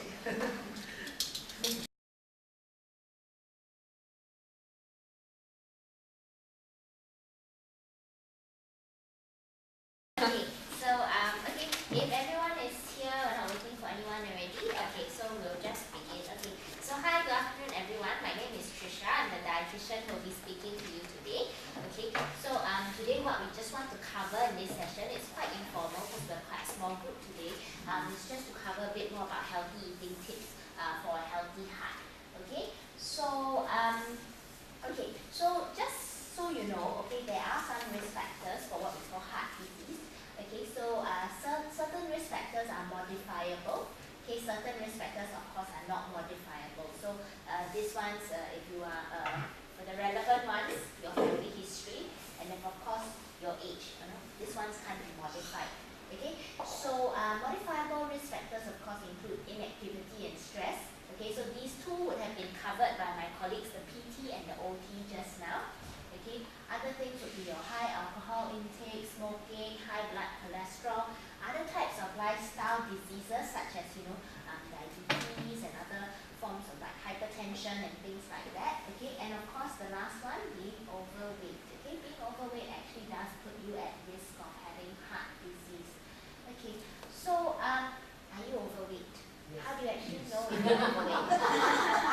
Okay, so of course the first thing that you need to do is to actually calculate your BMI. So BMI basically is a measurement which measures the amount of fat that you have, body fat that you have as well.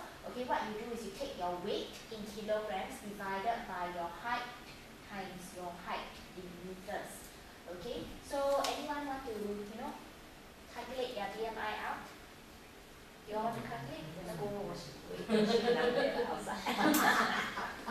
Yeah, weight machine outside helps you calculate also.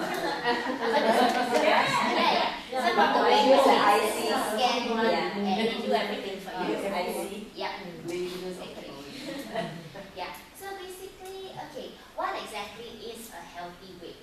Okay, so this is by World Health Organization. Okay, so basically a healthy weight, there are different weight categories. Okay, healthy weight or ideal weight will be anything of the BMI of 18.5 to about 25. So anything under 18.5 also not exactly very good, because then you are underweight, you are at risk of other nutritional deficiency diseases as well. Okay, so this one is healthy weight for everybody in the world. Okay, Caucasian, Indian, Malay, Chinese, everybody. Okay, however, it has been found, okay, that for us Asians, okay, so Asian meaning Chinese, Malay, Indian, okay, Health Promotion Board has actually said that at a lower BMI, okay, we are already at a higher risk of. So for example, anyone with a BMI of 23 and above, we have a moderate risk for heart or cardiovascular diseases. Okay, so this one, of course, it doesn't mean that, oh, my BMI is 23.5, I am overweight. No, it just means that you have a slightly higher risk of heart disease, but looking at weight-wise, you are still within the healthy weight range, so that's still okay. Okay? Yeah. The reason why at our lower BMI we have higher disease of all these cardiovascular diseases is because we actually have a higher percentage of body fat compared to our Caucasian counterparts. So that's why for us, not so good. Yeah, and unfortunately when we put on weight, our weight likes to go. Yeah. So whereas Caucasian women, when they put on weight, it tends to go everywhere else except here. For us, it's here, unfortunately. Okay, so this one we cannot change. Okay, so then, what is it exactly? Does it mean, you need to limit your cholesterol foods? Okay, in fact, where do you actually find cholesterol in our body, in our diet? Okay, so body cholesterol, 80% of cholesterol actually comes from your own body. So your liver actually makes its own cholesterol. Okay, so that is the 80% in your body now. Okay, 20% of it would come from your diet. So anything that you ingest through your mouth, that is high in cholesterol, that is your 20%. Okay, so both add up together, then give you the 100%. So you can see, it doesn't mean that I X all the high cholesterol foods from my diet, means that I don't have high cholesterol. Because if let's say you've had X all these foods, but you're still taking a lot of what we call high fat foods, your body will still produce a lot of excess cholesterol as well. Okay, so excess cholesterol will then result in the cholesterol particles actually building up in your artery walls, and then slowly it starts to harden and it starts to form plaque, and then it forms a blockage. So in this case, after that, if the blockage is really very, very bad, you would then need to go for either one, stent, or in some cases, some people have needed to go for bypass surgery as well. So those are the only ways to actually get rid of the plaque or make sure that your arteries are clear again. So nothing between now will actually limit out the ring. But so then why are we listening to this diet talk? Because what we want to do today is to teach you how to prevent this blockage, if you have any, from getting any worse as well.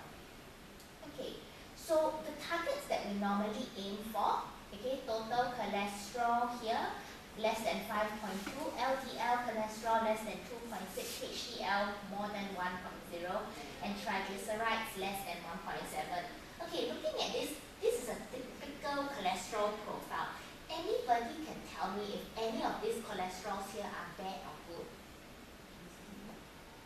Which one? HDL is good. HDL is good, huh? Really? Is everybody on the same page? Anyone has any other ideas? No? Okay, yeah. So HDL, okay, the third one here, it is the only good cholesterol in your body. Okay, this one over at the bottom, the triglycerides, okay, this is not actually a type of cholesterol. This is actually a type of fat that is stored in your body. Okay, so for example, if you are somebody who likes to entertain a lot, you like to go for high tea, you like to have your desserts, you like to have your alcohol, you like to have your deep fried food, and you like to have them excessively. Okay, and you consume so much, but you don't really like to exercise. Then how? You don't utilize all this extra energy, your body then creates more fat, okay, or more triglycerides. So this is the storage of fat inside your body. In some cases where you have very, very high triglyceride levels, okay, you are actually putting yourself at risk of a second, third, fourth, fifth heart attack. Okay? Yeah. So usually the higher your triglycerides, usually the higher the amount of fat inside your body and the higher your risk of a recurrent heart attack. Okay? Yeah. So there, just a summary. So bad fats is in your blood, LDL, the triglycerides. So these are the ones we want them to be low. And the only good fat would be the HDL, which we want to be high in our body. Okay? So, like I mentioned, looking at what the diagram said just now, it doesn't mean that we avoid all the cholesterol containing foods and it's safe. Okay? We still need to look at other types of food. Okay? So dietary cholesterol, of course, this is a major part. It's still 20%. So where is it mostly found in? It's mostly found in all your animal products. So things like your organ meats, okay, seafoods, egg yolks, okay, and even things like what we call fish roll, prawn roll, those kind of things. So if you like Japanese food a lot, your ikura, ebiko, all the other things, all the go, okay, yeah. So all very high cholesterol. Okay, so just as a rough guideline, usually for people with cholesterol issues, okay, we are recommending for you not to have more than 200 milligrams of cholesterol in a day. Okay, so that is daily dietary intake. Okay, you don't need to feel very sad because even normal healthy people, the recommendation is no more than 300 milligrams of cholesterol in your diet on a daily basis. So 100 milligrams, not really that much. So let's just take a look at some food items just so you have a rough idea what we're actually talking about. Okay, so if you take one portion of your internal organs like brain, for example, okay, so one portion is only 90 grams. Outside portion is usually double, triple this, okay? So one portion would be about 850 milligrams of cholesterol per serving. Okay, then we look at something that's very common in our Singaporean diet, egg. Okay, so one whole egg would be about 240 milligrams of cholesterol. Okay, whole egg meaning if you eat the egg yolk. If you're only eating the egg white, 0 milligrams of cholesterol. Okay, so then. So is it braised egg or any kind of egg? Any kind of egg in general. This is just an example. Yeah, as long as you're eating the whole egg with the yolk included. Then it's okay to eat only the whites. Yes, it is okay to eat only The the yolk is white. nice part. Okay. Yes, No, yeah. that's why I don't like the yolk. Brown. Yes. Oh, like the hard-boiled egg. Oh, yeah. Some people don't like it because they say very powdery. Yeah. This one is individual preference. Tough as well. Yeah. So other things also like the seafood. So things like your oysters, okay, cockles, things with sihan, all that. Okay, around 200, 300 plus milligrams of cholesterol as well. Okay. Then we look at other things. So things like your bird, chicken liver, other kinds of seafood like your shellfish, prawns, crabs. Okay, all around 150, 100 odd milligrams of cholesterol per serving. But like I said, this per serving down here is not the serving that we are used to outside. This one is only a 90-gram portion. 90-gram portion is probably only about 1/3 or 1/4 of what you would normally eat outside. Okay, if you are going for those large seafood dinners especially. Okay, so just so you have a rough idea. But how is that the ikan kampung, Yes, has got about 90 grams? 60. I thought 60. what is 60. something Sambal. something like The one that usually nasi padang store, they like to sell stuff the with sambal or Mm. something like that. Yeah. So because it's stuff with sambal is normally made with your dried prawns, all those kind of things. Okay. So it without does is have, okay. no. So but the thing is animal product. So the fish itself does have cholesterol as well. But it's an Only the- animal. huh? It's an animal, right? I thought they were saying only the pomfret, which is very hard. We will address that in a while. Okay, so fish generally, because it's also an animal, it does have cholesterol as well. But of course, because it is not really in my list here, you can see the difference now. Okay, so you can see this ikan kembung, even with the sambal, is only 60 milligrams compared to, let's say you have 5 prawns. Okay, comparatively, it is a big difference as well. Okay, so it's only a small amount of cholesterol compared to the other high cholesterol foods. Okay, so knowing your dietary fat. So the one thing that we would want you to do, okay, is to have an idea what are the different types of fats in your body. Okay, of course there are certain things that we do tell you to limit. So things that are high in saturated fat and trans fat. Okay, we would then want you to replace them with the monounsaturated fat or the polyunsaturated fats. Okay?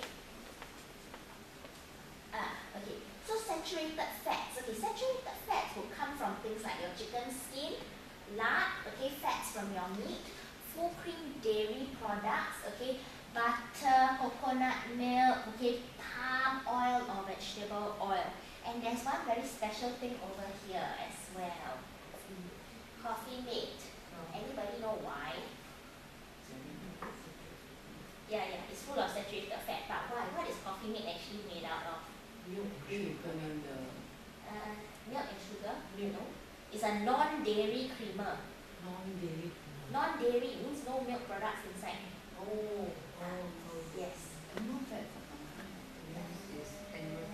What animal fats? What fat? What fat is it? Wait, Palm oil. Palm oil. Yes. Don't believe me? Later on when you're on your way home, if you pass by a supermarket, you can pick up the packet of coffee mate and see within the first few ingredients, the first thing you will see, palm olein oil. Same as your vegetable oil, your palm oil. Same thing. So that means the 3-in-1s all have palm oil. Yes. So because they will all have coffee mate, so then Yes. they will be having amount of palm oil as well, correct? Yeah. What is milk? So yeah. So for things like coffee mate, okay, coconut milk, all this kind of thing, of course we are telling you to cut all this down. Okay, it doesn't mean that you don't take your 3-in-1 coffee. Okay, of course we also look at the amount that you are taking, which is why it's very important when you come out for follow-up sessions. Okay, we will go through quite a detailed diet history with you as well. Okay, so we will actually target certain things in your diet, okay, for you to make sure you cut down on. Yeah. Okay, so yeah. This one, the one is what? 辣 蒜 no 豆蒜去咬渣去咬渣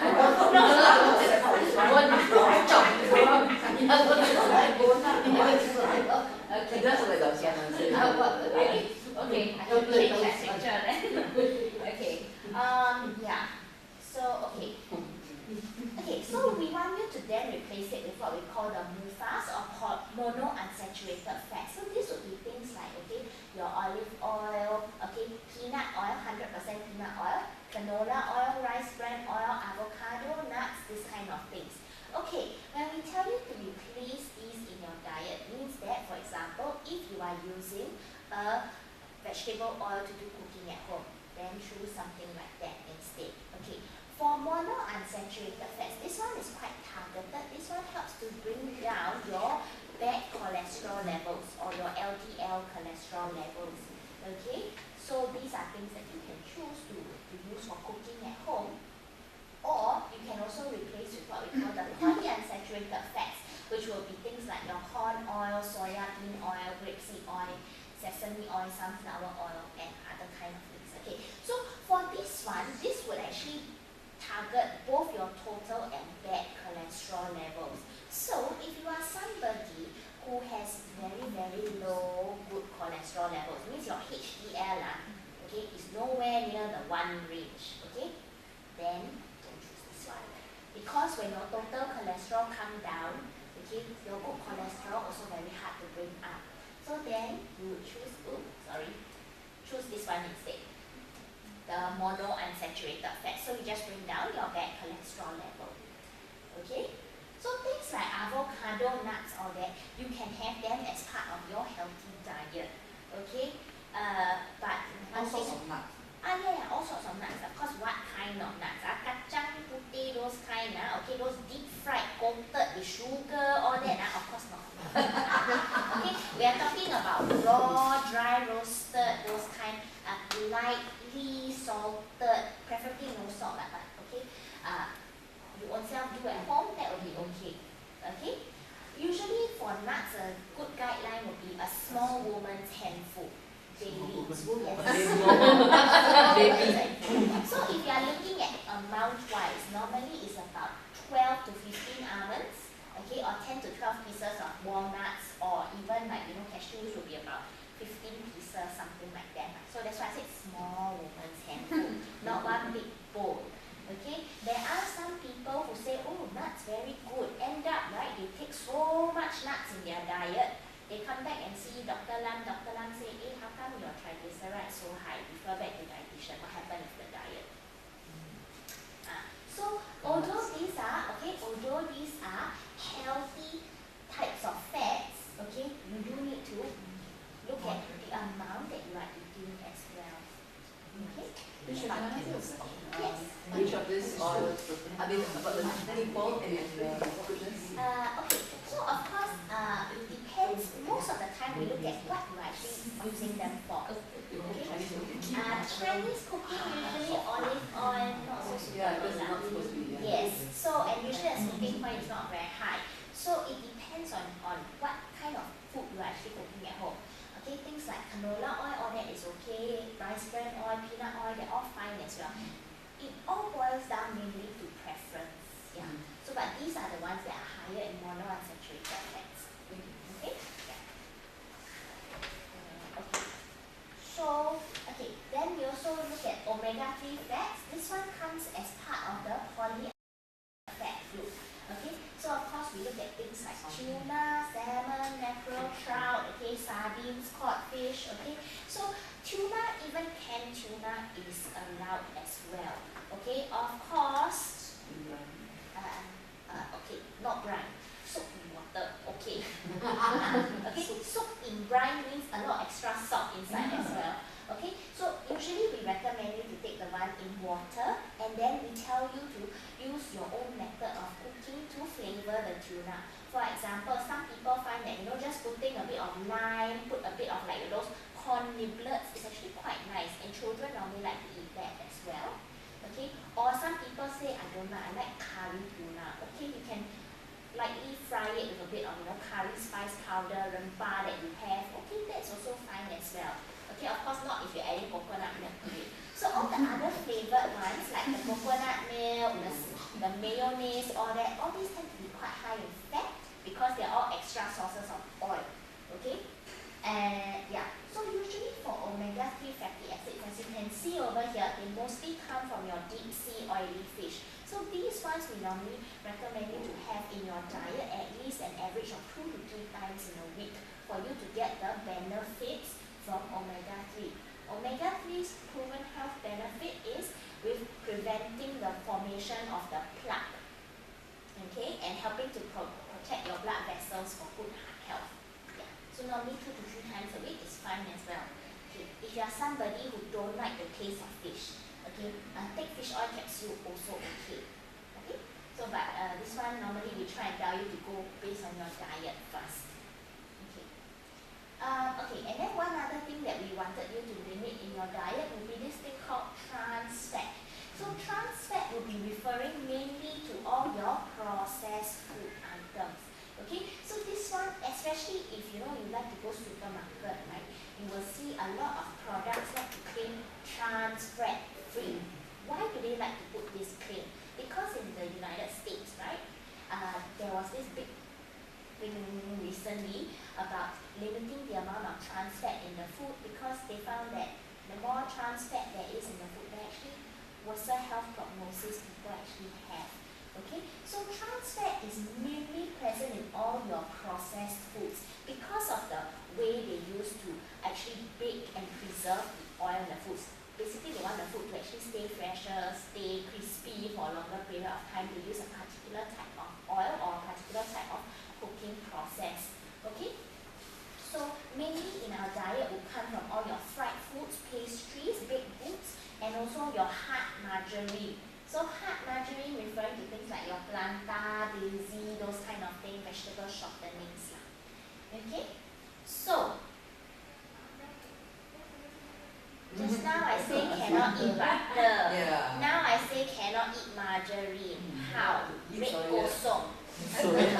Eat soya But bread. they said, but butter now everybody else start buying butter. Don't eat margarine, no good for you. Everybody else telling me. Yeah, why? At one time said, margarine good to eat butter. Yeah. So what do we actually choose? Let's take a look at. So that's why you're here to learn.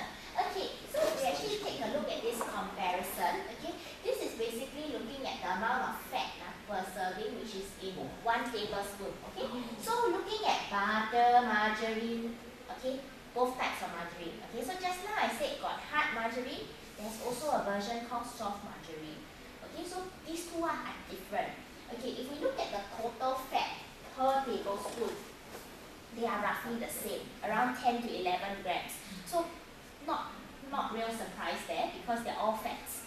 Okay, then we look at the amount of saturated fat, which was the first bad fat we talked about, that are in these products. Okay, so per serving for butter, there's about 7.2 grams of saturated fat. Okay, whereas if you compare the hard and the soft margarine, only about 1 to 2 grams, much lower than the butter. Correct? So then in this case, you can say, margarine seems to be the better choice already.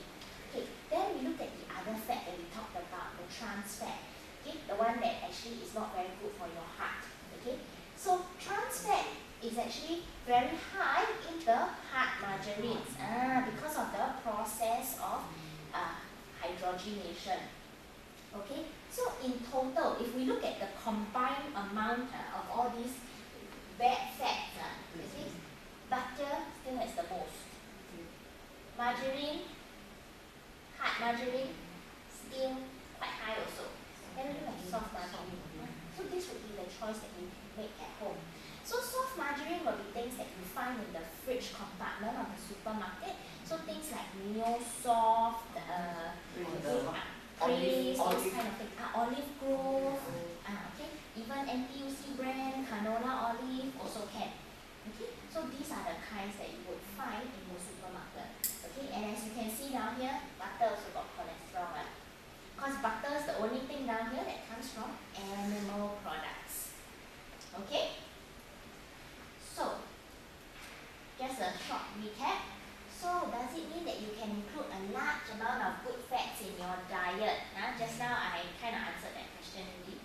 So anyone still going to say, yes, I can include a lot? Okay. So yeah, you should not because they are actually all the same in calories. Okay, so good fat, bad fat, okay, each gram, as you saw just now, all roughly about the same. Per tablespoon, all about 10 to 11 grams of fat. Okay, then, okay, if you take all this extra fat, okay, is more calories, you end up getting more overweight, or you end up even from going from overweight to obese. Okay, and so main thing is you need to limit your fried oily foods to about twice a week.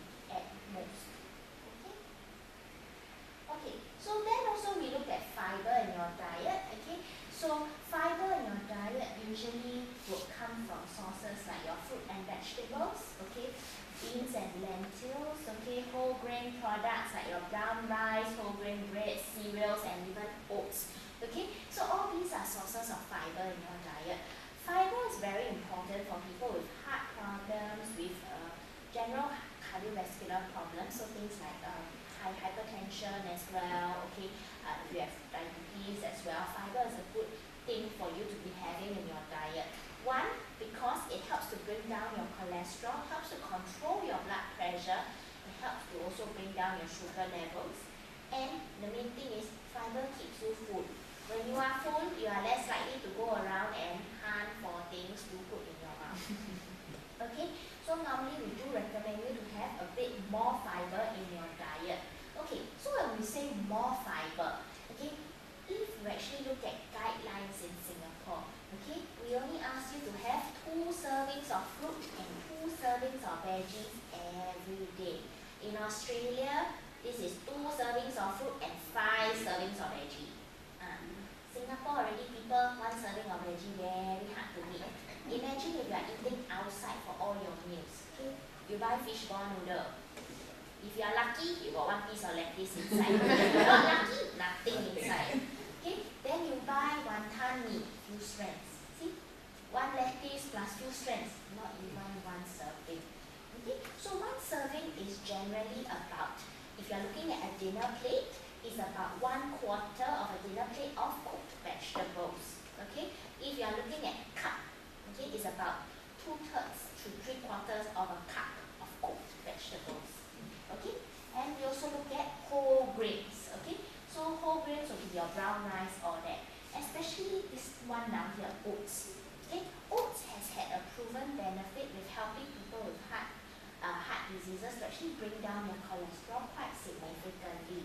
So even if you are taking it, you know, twice a week or that, it does actually help you with bringing down your cholesterol. Okay, so because of the amount of fiber and soluble fiber inside. Okay, yeah. So of course salt intake, we do need to talk about this as well. Okay, because when you have heart issues, okay, likelihood that you have blood pressure issues as well is quite high. So when you have excess salt intake, it can actually cause you to have very poorly managed blood pressure. Okay, so normally what we tell you to do with regards to sauces or that, so we are eating outside, don't put sauce on your rice. Okay, or if you're ordering things like noodles, try to go for soup noodles instead of dry noodles. Okay, and of course not to drink the soup. Okay, avoid things like all your processed foods, so like your ham, your bacon, those kind of things. Okay, leaving out gravy and soup, okay, like I mentioned, okay, and try alternative flavorings and using fresh food in general.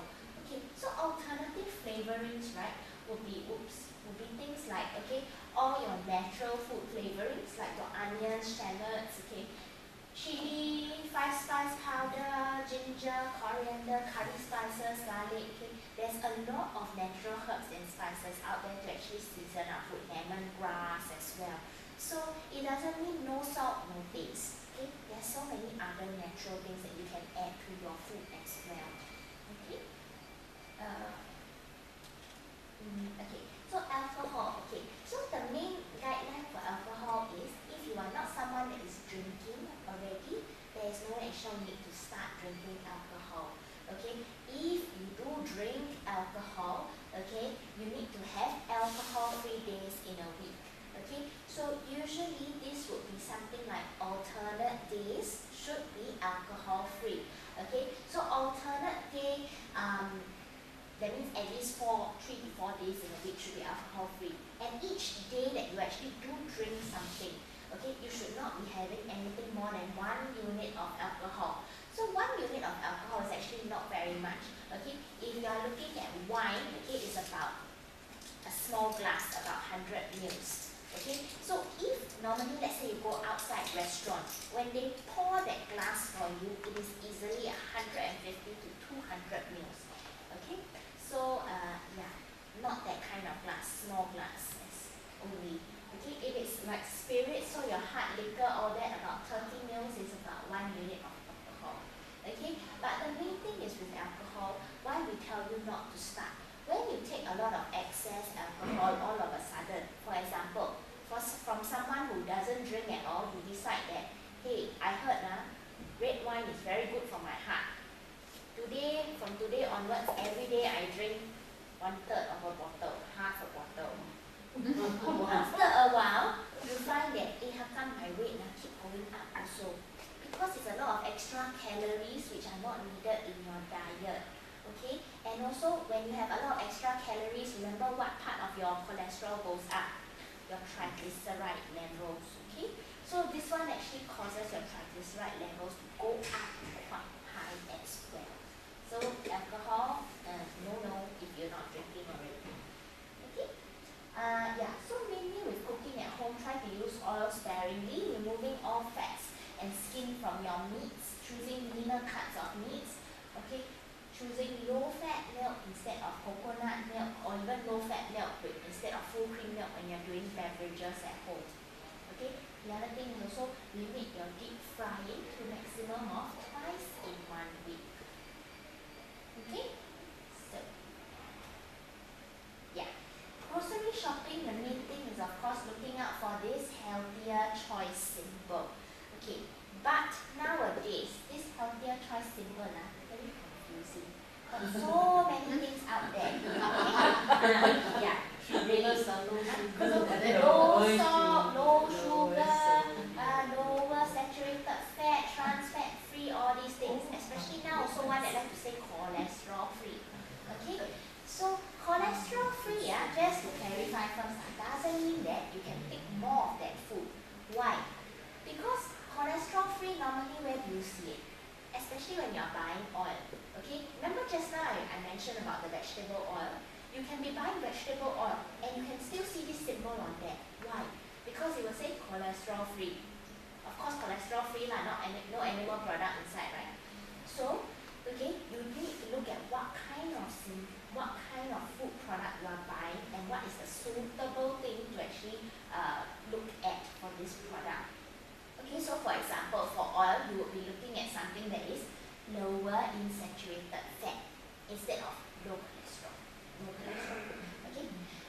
Okay, if let's say for example you're buying bread, so looking for something that's higher in whole grains, higher in fiber, something like that. Okay, so with all these higher, lower, all this kind of thing. Okay, as a general guideline, they are only 25% higher or 25% lower compared to the reference product. So it's not a very big jump. Okay? But if you are buying within that group, it is a healthier choice within that group. So you cannot say that I buy this milk because it says lower in fat. I don't want to buy this bread because got no symbol. Okay, you must compare within the same product category. So this one we will probably go through a bit more in the next session, okay, to talk about how to actually choose healthier foods and all that outside. Okay, so the main thing to remember, it is a long-term commitment. Okay, it is not something you can change overnight and then, wow, that's it. No, it's not a one-time thing as well. It is something that you do need to follow lifelong. Okay, so as you can see, we don't just focus on any one particular type of food. So I didn't tell you, don't eat eggs, right? Okay, you can still eat your eggs, but maybe what you can do in this case is limit your consumption of the egg yolk to maximum about 2 or 3 in a week. Okay? Yeah, so you still need variety, not just telling you to only eat oats. Okay? You eat oats every day, I also cannot eat oats every day. Okay? So have variety in your diet. Okay? Any questions from anybody? Yes. Now you see that the supermarkets, Yeah. some eggs they put there omega-3 low cholesterol Low cholesterol. something like that going on in especially eggs then I believe, how do you know what is the thing about this egg thing? Okay. Omega-3 all that is because they are giving the chicken a special type of feed to get the omega-3 inside. Okay, but with eggs, right? Okay, all these beta carotene, omega-3, not really so much of a concern for us. we are more concerned on the cholesterol inside the egg yolk itself. So for those that say lower in cholesterol, remember I said lower means 25% less than reference.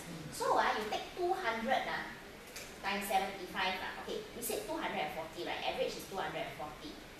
Times 75 is still about 180 milligrams of cholesterol inside. So still to the higher end of your allowable amount of cholesterol. Yeah. So even if you are choosing the low cholesterol egg, you still need to limit your intake to about 2 or 3 in a week maximum of the yolk. Yeah. You want to take more of the white? It's okay. Yes, you talk about omega-3, right? That can lower the cholesterol. Yeah, lower, it's more of lowering your triglycerides and your cholesterol. Cholesterol. Then what about omega-6? Omega-6, okay. What's the difference? Okay, omega-6 and omega-3 is basically where the double bond is. It's a chemical difference. Okay, omega-3 it is more well studied compared to omega-6. Okay, omega-6 is not as well studied at the moment, and usually for omega-3, because we are looking at your deep sea oily fishes, so this is the one that most people have been targeting, your EPA, DHA. With omega-6, it's not that there is no health benefits. It's not that, it's just that it's not very proven yet. So yeah, if you are choosing, like I know some of the oils now they like to put high in omega-6 and omega-9 or omega-3, omega-6. Okay, as long as you make sure that kind of oil that you are choosing is a healthier type of oil, it's still. Yeah. You mentioned things like seeds being good for our diet. What about nuts? What about seeds? Yeah, they are also fine as well. I mean, Because you know, there's so many coming out in the organic shops, like flax, chia, all those. okay, so all these, yes, okay, all these seeds are generally, okay, they usually have some kind of oil in them as well, because nuts and seeds generally have some type of oil inside. So these are the ones that are normally high in your omega-6. For flax seed would be omega-3. Yeah. So yeah, so they have your healthy oils in them. Okay. They also are quite rich in all your antioxidants, all that, which are, there's some evidence. It won't harm us if we take It won't harm you to take it, but we also look at the amount that you are taking. Okay. Because it's very expensive, isn't it? Yes, it is. I'm not sure whether the value, physical value versus the monetary value. Well, generally we do tell you to, based on what your current diet is, to just make modifications there. We do not really recommend or advocate for going to change your diet completely, like, oh, Mediterranean diet is good, I change to Mediterranean diet. It's not something that we are used to, so we don't advocate things like that. Yeah. For example, any other questions about anything? No? Okay. In case you realize why I didn't talk about HDL at all, I know I only talk about bringing it down. I haven't talked about anything to eat and bring it up, because there's nothing you can eat that will bring up this HDL. The only thing you can do to bring up your HDL or good cholesterol is listen to the PT Kemi and do a bit more exercise. Yeah. So you can see diet and exercise all linked. Yeah, it's not just I change my diet, I don't need to exercise, everything is fine and dandy. No, everything is So no organ in our body can create or manufacture good No, your liver does create it, but it's just that it needs more exercise to achieve it. You said that there's now no food that will improve the HDL. Yes. No proven food. No food. Really? Because all Some I have this people misconception say that yes, some people nuts said that. will increase the HDL. No? More like, I know some people say omega-3 increases your HDL, but so far, not a 100% statement there across the board. So, I mean, the only thing that we know for sure 100% that increases your HDL is exercise.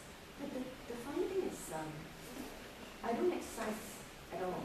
If you do consider household chores and exercise, then I do. I have exercise every day. Other than that, I don't really go out and exercise. So I mean, But my being HDL is high, and I want this question, Is there a limit where it's too high for its own good?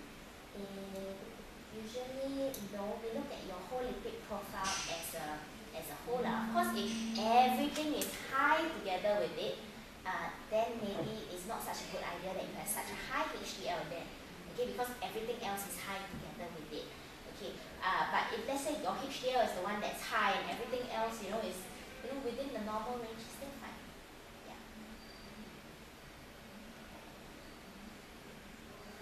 Okay. Any other questions? No? Okay. With no other questions, anyway, we will be seeing, if you all have signed up for the individual follow-up, so I will be seeing you for the individual follow-up as well. So then we can always discuss a few more questions and a few more individualized things you might have about your own diet at home or something that you might want to ask. Okay?